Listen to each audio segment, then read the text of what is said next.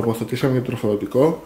Όπως βλέπετε έχει αρκετό χώρο για αρκετά μεγαλύτερο τροφοδοτικό. Να σας το ζουμάρω λίγο, να το δείτε. Έτσι. Εδώ έχουμε τα bay, χρησιμοποιήστε λίγο τα bay για τους σκληρούς δίσκους, το οποίο είναι 2. Εδώ πάει ο SSD, τον οποίο θα το τοποθετήσουμε. Εδώ βλέπετε το backplate της Logitech που έλεγα, που μας αφήνει πολύ χώρο. Είναι και το κουτί που είναι λίγο στενό.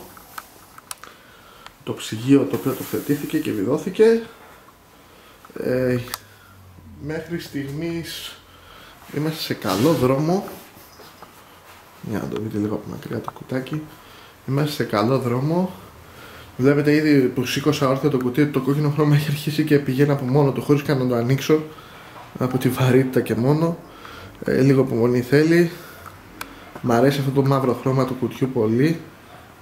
Οπότε τώρα θα αρχίσουμε λίγο να περνάμε λίγο τα καλώδια στη θέση τους και να τα δένουμε πίσω. Επειδή δυστυχώς δεν έχω κάποιον δεύτερο να με βοηθήσει όσο θα δένω τα καλώδια και θα τα τοποθετώ, να δείτε όλη τη διαδικασία, θα το δείτε εν πορεία. Λοιπόν, σχεδόν έτοιμο, τοποθετημένα.